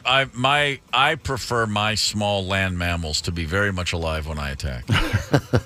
All right. Well, it's time to start getting in shape for the first ever sex championship. It's happening out there in the world. The first ever sex championship. We'll tell you all about it here at 9 o'clock. Hang tight. It's the KQ Morning Show. 92 KQRS. Zep, Tony, Candice, and Steve Gorman are the KQ Morning Show. 92 KQRS. I'm Steve Gorman. This is the KQ Morning Show. It is Monday, June the 5th. Crazy Train, Ozzy Osbourne. Oh, baby, our Swedish friends. Do we have friends in Sweden? Anybody got actually have any friends in Sweden? Yeah, one I've fallen out of touch with, but they were a foreign exchange student back in the day. And really? then we ran into each other years later and then got in the whole Facebook thing. But nice. That ended about 10 years ago, but yeah. The good people of Sweden, they do things, their way. Yep. Sweden is it's very much its own place. And now Sweden is leading the charge, if you will. Our friends from Sweden have registered a new sport. There is a new sport. They will be hosting the first ever European Championships. There will be 16 disciplines within this sport. And when I say disciplines, it's not I was going to say it's not dribbling, it's not ball skills. Actually, it is dribbling and ball skills. It's the first country ever to register sex as a sport. Yes. Sweden officially recognizes sex now as a sport. Okay. So be competitive. The first ever European Sex Championship, and it's very structured. The Swedes love a good clean line. You know what I mean? They just no gooch grease. Yeah, no good. Oh my gosh, no gooch grease at all. The Swedes are very clinical, if you will, when it comes to things like this. There is a group called the Swedish Sex Federation. The European Sex Championships are open to anybody from any European country. This year's competitors have already been chosen. They are in training right now. They are working at this. They will be, 20 representatives from different European countries will be taking part. The championship will go on for several weeks. Daily competitions lasting for 6 hours. Dear God. So, wow. I guess it goes without saying that Sting will be representing the United Kingdom. Tantric. Well, quite famously a tantric master. Yeah, but a lot of that's not touching. That doesn't count. That's boring. No. Each individual participant actually will engage for up to 1 hour daily. Up to 1 hour. Now, here's the deal. According to the organizers at the, again, European Sex Championships, the focus of sex as a sport, it's on maximizing pleasure. So the more pleasure your partner experiences, the more points you get. Well, wait a second. Do you bring your own partner? Because they could just be faking it for the team. I believe. See, I think that's what I think it needs to be examined. I don't think that's the case. I think you have to show off your skills with someone that's not on your team. It's a question of that. Participants will be judged on, here's a list of the things they're going to be judged on. Creativity. All right. Strong emotions. Crying afterwards. That's normal. Imagination. Physical fitness. Oh, boy. Oh, yeah. Endurance. And workability. Where was this when I was in my 20s and I could have used this competition? Workability. So, you can't go too over the top imaginative, right? You have to be able to do this physically. Yeah, right. I did mention there's 16 different disciplines. That includes this one. And again, to your point, Zep, this is, I think, confirms that these are not tag teams coming in. Yeah. But one of the disciplines is, in fact, seduction. Mm. There's massage, and all the way up to full-on intercourse. And there are judges and an audience. Yeah. Well, that's what time of the year am I booking my trip to Sweden? Imagine the tryout process. Yeah. As well. Imagine no kidding, man. Like, how'd you do? I couldn't get past the semis. Is there a B squad? I had a semi and couldn't. Yeah, that's exactly what I was. There's also pose performance. Okay, the poses. That's pretty fascinating. Yeah. And I look back. To be honest, there were some poses back in the day that I was very proud of. Never got. I can't say I would have won awards, but there were no complaints. The flying squirrel. Obviously, I was sure. That was a winner every time. Sure. No complaints there. The Venus flytrap always seemed to work very well for me. Yeah.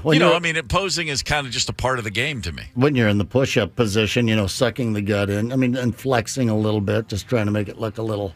Yeah, that's called with the Swedish judges, you might want to change it. You'd call that one the smorgasm board. the plank, the board that you're shaping yourself in. Yeah, I like that. No, you can creativity being what it is. You'd have to come up with things like I call this one the IKEA meatball special. God, they love those meatballs at IKEA, don't they? Oh yeah, they have the creativity in position change. I see. So, and that was always a thing. I mean, if you could get from you're on your back, she's on her back, and nothing, without breaking the merge, that you always felt pretty good about that. If you could get into two or three of them, Well, and we just heard the song Ozzy Osbourne. That's one of my other poses. It was the Crazy Train, and that always worked wonders. The good old Crazy Train. You just connect all those boxcars, if you will. Yeah, and keep them moving. All right, and then they have judges that will judge on each one of these, and this isn't something that's going to be streamed, right? Boy, they would set some records if it were. Yeah, I mean, I can imagine there's a few million people who would be logging on, at least for 3 or 4 minutes to take a look at this competition. Then is that a gold medal then you wear to the bar every time you go out? Oh, well, now that you're asking, I didn't even think about that. Yeah, right. Gold medal, nothing. Give me the whole tracksuit. With those big lettering on the back and down the sleeves. International sex champion I'm the European sex champion. How do you do? I'm an accountant. I win. I mean, like what? That's a hell of a thing. Heavyweight champion of the world used to be, used to think like, man, can you imagine being the heavyweight champion of the world, being the baddest man? There's a whole new game in town now. Yeah, I was in Stockholm. I actually took home the gold in the first ever European sex championship. Hi, I'm Steve. Won it with something called the Crazy Train. The thing that put me over the pleasure I gave to my partners. What do you do for a living? I mean, that's the shortest conversation in a bar ever. This could make a lot of other. First of all, the Olympics gone. What Olympics? Yeah, I'm just saying, if this really takes off and goes worldwide, I see that we don't have a U.S. team. What the hell's going on here? Yeah, right, Candice? Yeah, I want to try it out. Well, I mean, this will become a thing. I don't know if it's every 4 years or whatever, but the Olympics is immediately gone. I mean, soccer, football, that kind of stuff will probably, maintain. But some of the lesser sports, you're not going to be tuning in if ESPN2 has the sex championships rocking. There's always going to be a guy who, remember there was an Olympic skater who did a backflip, but that wasn't actually allowed. They were like, you can't do that move in competition. Some dude's going to show up and be like, I've got a little maneuver I call the fish and chips. So they'll be like, no, absolutely not. Or something, this is called liver and onions. What do you know? We can't have that here. Whatever the name's going to be. I want to see the guy who's told, no, that's a step too far. Yeah, right. We're not ready for that. Maybe in 4 or 8 years you can bring that maneuver back to the sex championship. No. Yeah, they had the Fosbury flop. How about I just ran into one recently called the butter churner. You ever heard of the butter? That's an actual sex position. Really? The butter churner. I don't know how quite to describe it. Popular over in Wisconsin. Yeah, it is. Dairy farmers over there running wild. It requires some yoga, but yeah. Sex parties. Yeah, or the pretzel dip. That was another big one, yeah. Just something to, when you're killing time at the desk later on today. I just want to see as that clock's ticking down. I want to know who the announcers are for this, and if there's an opening there. He's going to have to make up a lot of lost ground here. You can see as the sweat foams on his brow. I mean, just that I picture like British low-key announcing going on. This is magic, isn't it? Weaving magic out there on the bed. I wonder they didn't say when this was happening. I was just going to click on the story now. It's not going to. They haven't been scheduled yet, or are they just keeping it away from Americans? They said later this week it's being hosted. It kicks off this week. All right. Well, that's what I'll be Googling this week. Behind on all the judges' scorecards, he's going to have to pull out some sort of a Hail Mary. Oh, and in fact, he calls this the Hail Mary. Look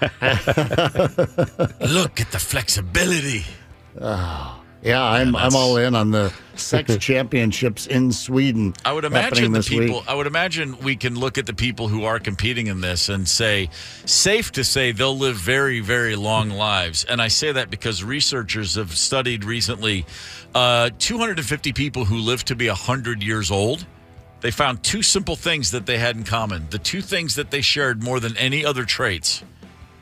Simply, it's not about exercising. It's not about eating right. And no, it's not about having, winning sex championships. The key to living a long, long life, positive attitude and a high degree of emotional awareness. So the positive attitude, that's a pretty easy one.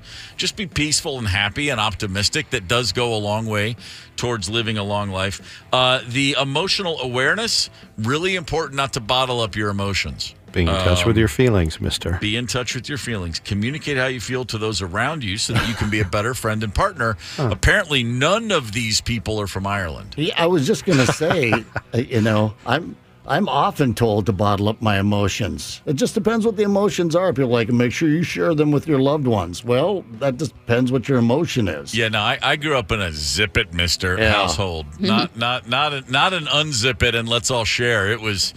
Hold that line, mister. Yeah, less is more. The sharing thing gets old really fast. It's a great concept. It's probably a healthier way to live. Yep. But anytime we love to share, but when someone's sharing with us, I've got about 60 seconds. When it's the 60 minutes clock immediately starts ticking in the back of my head. Yeah, I'm like, all right, I don't care what your issues are.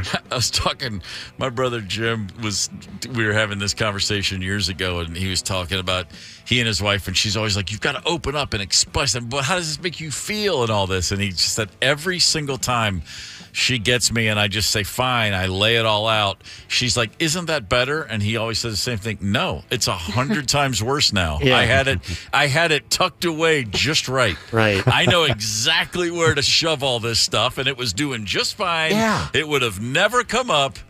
You just have to rip that scab off every time, and now I'm bleeding again. Right. Because when this crap comes up, it's like in that 7-year wall you hit in the relationship, and then you find yourself in couples therapy or you're reading stuff online, and that's when you want to start sharing. Well, 7 years in is not when you want to start discovering things about your partner. Maybe if you start sharing from the get-go and you're like, all right, well, let's wrap this up. I've got someone else on hold on the dating app. I think I got the optimism down, being peaceful and generally happy. I've got half the battle won. So if that's going to get me to say my mid 80s, I'm cool with that. Right. That's great. My great grandma Mabel lived until she was 106. Wow. Really? And she's, my mom said she ate a banana every day. Mm-hmm. But it's funny though, when she got, at her oldest, those last 6 years or so, she got really horny. And she would always say stuff, like that guy down the hall really wants to, so bad, and just she'd be very active sexually and say weird things to my dad and stuff. But maybe that's part of it too. Maybe you just the positive attitude, it all kind of comes together. What goes around comes around. Yeah. Either that or it's the arc of life and we just return to our adolescent state before we die. It's like it's like the black belt eventually falls all the black away, and then you're actually a white belt. Your first belt's white, and then they say when a guy has a black belt and wears it for a really long time, it peels away and it returns ultimately to a white belt. I don't know what that has to do with your great-grandmother Mabel or the European Sex Championships, but somebody could probably connect those dots and make me sound like a really insightful dude. Something about splitting wood in there, perhaps. Sure. Going with that, I don't know. I wonder if the Sex Championships does have a senior division. You got to ruin the fun, don't you? I'm not going to watch. Somebody would. I'm thinking of beautiful blonde people, just roughing it up, and there you go with the sagging and the aged. Just tell me they're playing nothing but ABBA. Nothing in the background. Oh, it's got to be, right? Crushing ABBA. Meatballs from IKEA and ABBA on the turntable. What do you got for me? Get your SOS right here. Here's a little something I call the Flying Squirrel, and I'm happy and honored to present it for you on behalf of my home country. Shall I? All right, I want to get a quick, not a show of hands. I'd like everyone to weigh in on a bizarre story, and I want to know if this is as completely weird and inappropriate as it seems to me. Okay, it involves family. It involves a wedding. Buckle up. A woman in England was married about 6 months ago.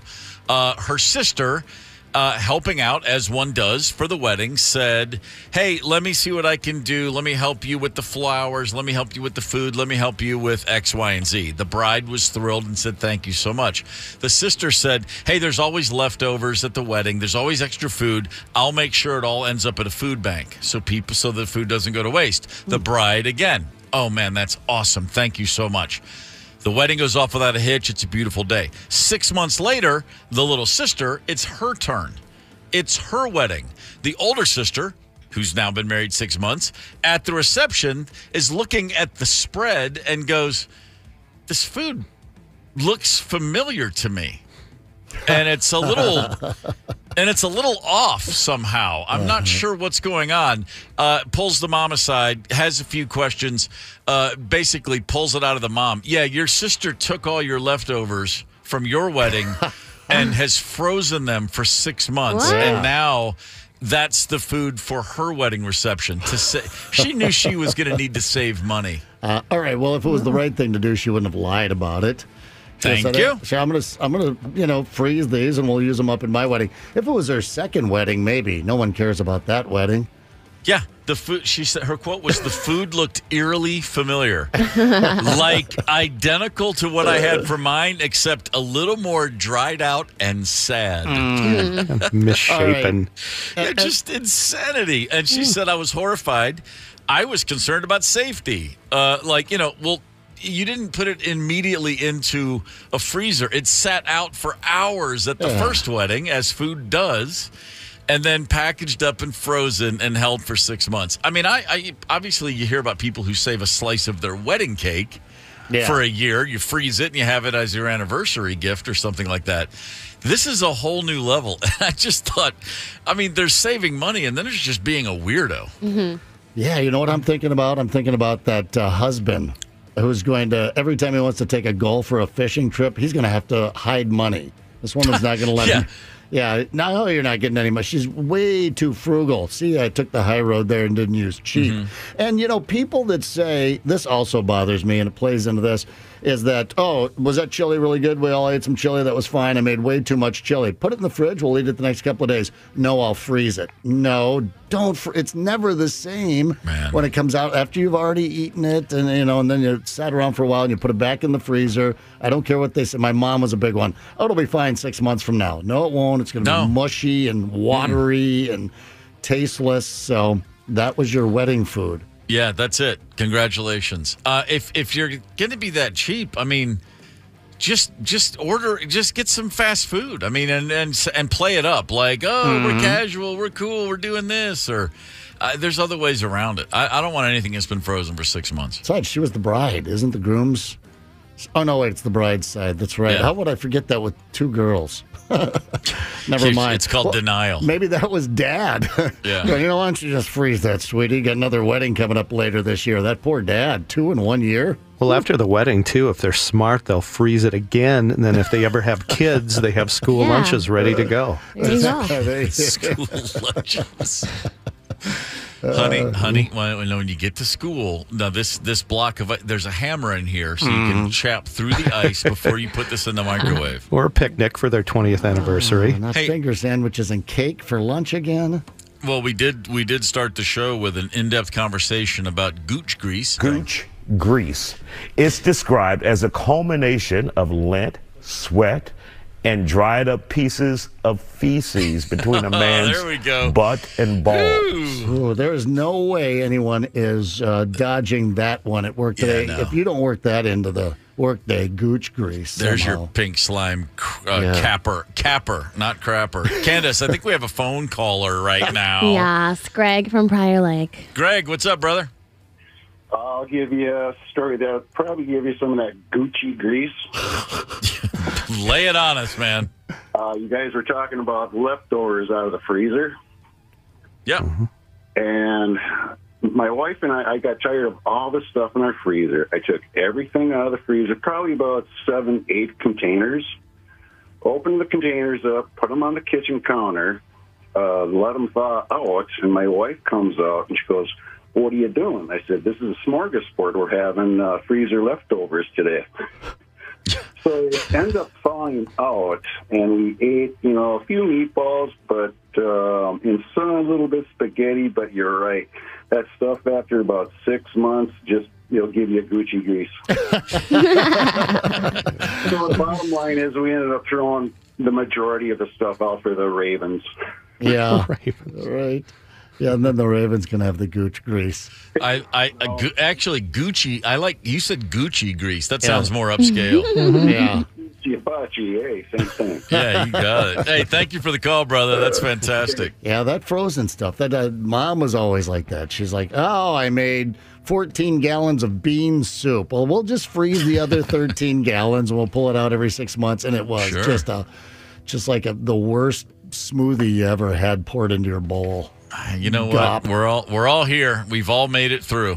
Yeah, we've managed to stay upright with all that Gucci grease in our lives and in our past, and all of the surprises out of the freezer. Mm-hmm. Hey, Guns N' Roses is heading back on the road for their world tour, and we would love to send you to see them in San Diego. One winner will score a trip for two, including round-trip air, a 2-night hotel stay, 2 premium tickets to the concert in San Diego on October 1st, plus the Paradise City VIP lounge package. That includes limited edition Guns N' Roses merch, an official tour laminate, and entry to the VIP lounge before the show. Text the national keyword November to 95819 right now for your chance to win. Let's look back, shall we? How about a history lesson? Okay, Steve. Sports history. On this day in 1977, the Portland Trail Blazers beat the Philadelphia 76ers to win the NBA title. They were the first team to ever come back from a 2-0 deficit in the series. They won 4 in a row to put down the 76ers. Bill Walton led that team. Bill Walton sits probably atop the list of great NBA careers derailed by unfortunate injuries. He was as good as the game gets. Right now, Nikola Jokic is leading the Nuggets in the NBA Finals. He's everybody's best player in the world. Court vision, he does it all. He's the most well-rounded player in the league. Everyone loves Jokic. He is a 2023 version of what Bill Walton was in the 70s. Bill Walton was not just a deadhead who loved to throw in Jerry Garcia references as an announcer. That's who my kid thinks he is. He was also, it should be noted, again, without injury, he would be a top 10 player of all time, without any question. On this day in 1991, Michael Jordan hit arguably his most iconic shot in an NBA Finals game. It wasn't a dunk. It was rather a layup. It started as a dunk. If you remember, 91, Bulls playing the Lakers, game 2, and Jordan drives into the lane, and he goes to the basket with the ball in his right hand, and he's going to tomahawk dunk it on an entire city. And then he sees his old college teammate Sam Perkins and thinks, oh, Perk's going to try to block me. And in midair, Jordan, suspended there for what felt like 4 seconds, shifted the ball to his left hand and then laid the ball under the rim on the left side of the basket. It was one of the more mind-blowing moves, which ultimately, because Sam Perkins did not try to defend the play, it didn't really make sense in real time. Like, why would he do that? And it really doesn't matter. When you see it, if you've seen the play I'm talking about, you know just from my description what it is. That was on this day in 91, shortly before he finally broke through in his 7th season to get an NBA title. And then, of course, dominated the 90s, and he is who he is in the history books. The KQ Morning Show, 92 KQRS.